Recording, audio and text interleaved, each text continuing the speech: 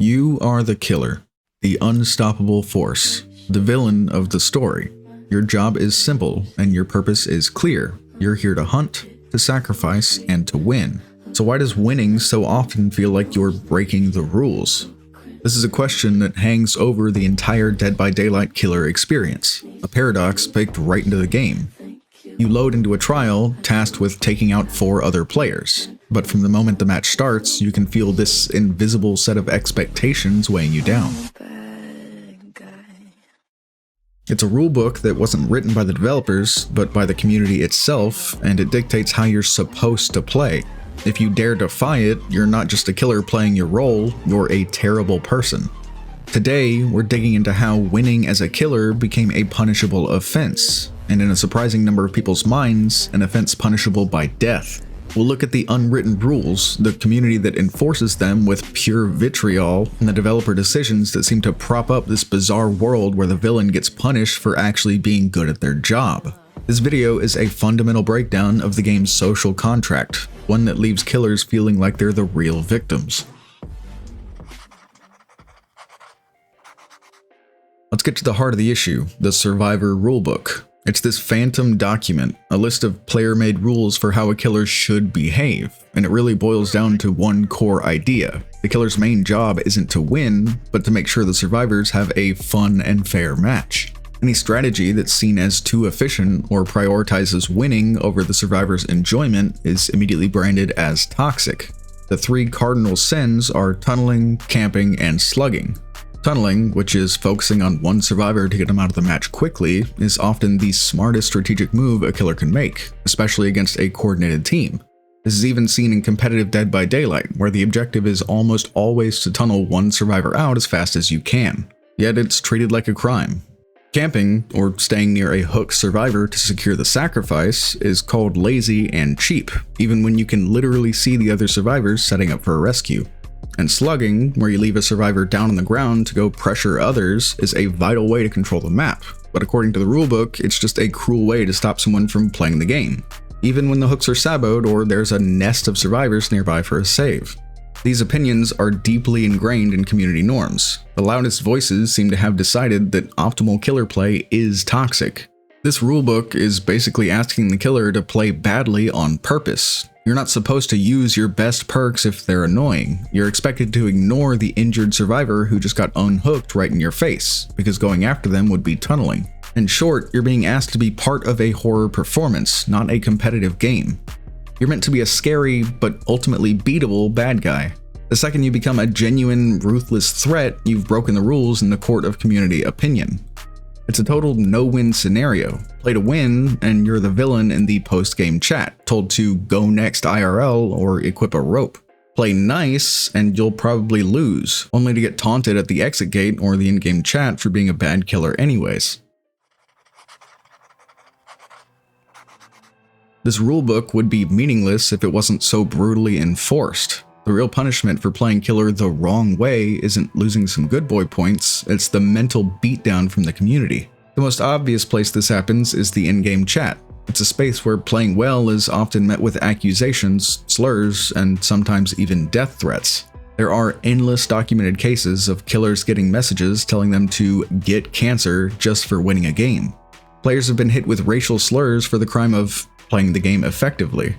For a lot of killer mains, this isn't a rare outburst, it's just what happens, it's expected. Some creators report getting dozens of these messages in just a few play sessions, which shows it's a widespread issue.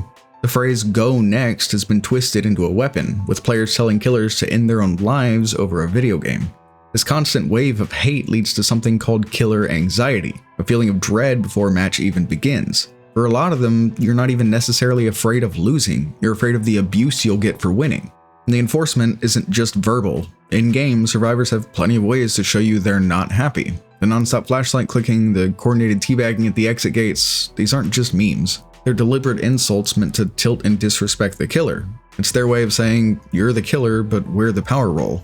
Streamers and content creators can make this even worse. While most of them are great, some feed the problem by pushing survivor entitlement narratives or having huge on-stream meltdowns over killer strategies, which their audiences then copy.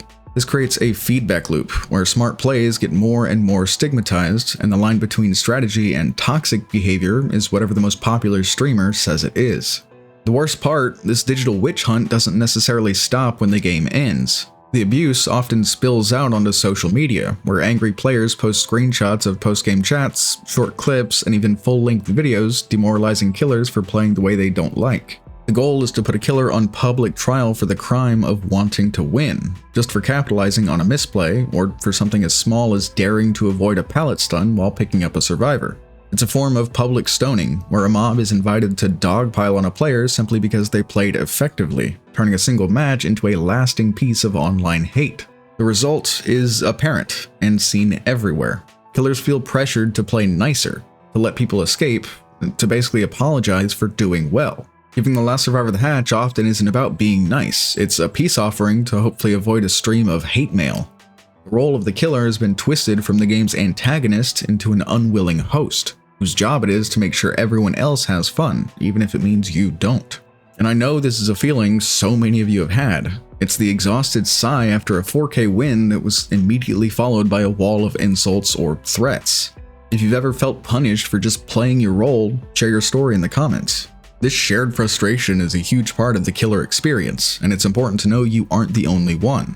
And if this video is resonating with you, think about liking or subscribing for more dives into the twisted world of Dead by Daylight and other ASIM games.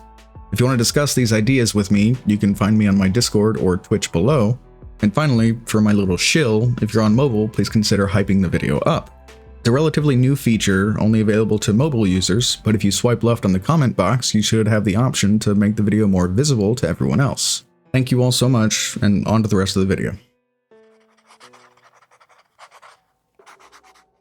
If the community is building the fire, it definitely feels like the developers are handing them the matches. There's a deep-seated perception among killer players that their feedback is ignored and the game's balance is tilted in favor of survivors.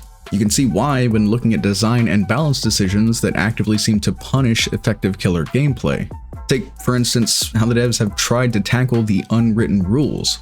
We've seen major test builds with changes aimed at mechanically nerfing tunneling and camping. A healthier game is always the goal, but the community labeled these proposed changes nuclear. The developers got massive backlash for restricting killers without addressing the core problem that makes those strategies so necessary: hyper-efficient generator repairs with coordinated teams. That these changes were even considered, only to be walked back after the outcry, reinforces the feeling that the devs are trying to hard-code the Survivor rulebook into the game. If I could give a TLDR of the anti-tunneling changes, it would be that they wanted to nerf the killer focusing on their objective while letting survivors run wild with generators. Things might have been received differently if killers were given something substantial to impact generator speeds as a trade-off, but that's not what behavior wants, I suppose. Even the language from the developers can feel alienating. In past developer streams, staff have been caught using we and us when talking about survivors, and they when talking about killers. It's a subtle slip, but it creates a powerful us versus them dynamic that appears to pull the devs firmly on the survivor's side. Granted, this assumes that the developers actually play their game, let alone only survivors. This perception of bias, though, was further cemented when the developers clearly called killers who aggressively slug evil. While this was most likely a joke, and that's how I personally took it, the community at large took it as a mask-off moment for developer biases. When the people balancing the game seem to identify with one team, it's no wonder the other team feels left in the cold. Patch after patch seems to chip away at a killer's power to control the match. Sure, some nerfs are necessary, but the cumulative effect has been a steady erosion of killer agency. We've seen balance changes get slammed for treating a symptom instead of the disease, like nerfing base gen repair speeds instead of the perk stacks that make them fly by in the first place. This is a big reason why many new survivors don't see the crazy generator repair speeds that are complained about online, but in higher end matches where survivors have all these abusable perks, gens fly by. This pushes high-end and experienced killers towards tunneling and camping as their only viable option. Against a strong survivor team, those toxic strategies become the only path to victory. The game's design demands optimal play, while the balancing punishes you for it. Bugs also seem to hit the killer role harder and more often. One past update introduced a game-breaking bug that could prevent killers from even initiating a chase, making the role basically unplayable. Bugs happen to everyone, but a sluggish response to killer side problems compared to survivor side ones just reinforces this perception of bias. This was made pretty obvious with the absolutely game-breaking Streetwise bug that was blown off by the developers. It makes it pretty clear that the killer experience isn't always a priority. Feng Min and Sable sell skins after all. So where does all this come from? It's a problem built directly into the game's asymmetrical foundation. Killers and survivors may be in the same 4v1 match, but they're playing two completely different games. The killer is playing a strategic game of resource management and map-wide pressure. They're constantly juggling generator patrols, chases, survivor locations, and ability cooldowns. They have a macro view focused on the entire state of the trial. When a generator pops, it is a critical failure, a tangible loss of pressure that brings them one step closer to defeat. Every single second counts. Survivors, meanwhile, are playing a series of micro games, hitting skill checks, looping the killer, timing a flashlight save. Their focus is immediate and intensely personal. When a survivor gets tunneled off a hook, they perceive it as a personal attack designed to ruin their fun, rather than a strategic play by the opponent. They aren't thinking about the 3 gens that popped in the first 60 seconds, they're stuck on the feeling that they barely got to play at all. And that's the fundamental disconnect. Survivors interpret strategic killer decisions as personal insults because, from their perspective, it is personal. As players sink more hours into a single role, these viewpoints calcify. You start to believe your side's way is the right way to play, and you get furious at anyone who challenges that belief. The massive gap between coordinated Survive with Friends teams and solo players throws gas on this fire. The killer might tunnel someone mercilessly, knowing they're up against a 4-person squad on voice comms that's otherwise unstoppable. But in the very next match, a brand new solo player gets hit with the same tactic and just feels bullied. The killer can't always tell the difference between the two, so they have to play against the highest possible threat level every time. Solo players end up caught in the crossfire, and they blame the killer for it, not the broken system that the devs have made. So killers are pushed to play optimally to stand a chance against coordinated teams, yet that very same optimal play has been branded as toxic by the community. The game's design fosters these completely separate experiences, which erodes any chance of empathy. This lack of empathy gives birth to the player-made rulebook, which the developers then seem to reinforce. The killer is just stuck in the middle, cast as the villain of the story, and then treated like a real-world villain by everyone else for simply doing their job or playing to have fun their way.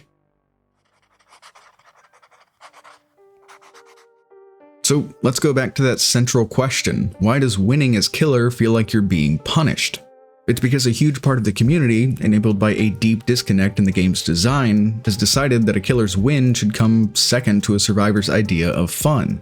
There's an unwritten rulebook, enforced with non-stop toxicity, that says playing efficiently is wrong, and developer decisions, whether they're intentionally biased or not, have often backed this up, leaving killers with fewer ways to control the game while facing the same objective. The result is a role that's constantly on the defensive, not just against the survivors on the trial, but against the community and the game's systems. You're cast as the monster, but you're expected to be a gracious host. You're supposed to be a threat, but not too much of a threat. You're told to win, but then you're shamed for doing it. There's no easy fix here. It would take a massive shift in the community's attitude and a real commitment from the developers to make the killer experience feel valued. But for now, the cycle continues. So the next time you finish a tough match and see the insults light up in the post-game chat, know that you're not the bad guy. You're just a player trying to win the game you were told to play, in a system that seems dead set on punishing you for it. The real question is, how long is anyone willing to play a game that makes them feel that way? And on a much happier closing note, I want to give a massive thank you to my channel members. When I started the membership program, I wanted to do something different. To that end, I decided that 100% of all income from my membership program will be donated directly to my local animal shelters to help get our furry friends into loving homes. Last year, we were able to donate an insane $650, sponsoring 13 older cats for adoption. If you're able to, you can help me break that record this year for as little as $2 a month. Thank you so much for helping me make a real difference in these animals' lives. But that's all I have for you. As always, thank you for watching. I hope you enjoyed, and I'll see you in the fog.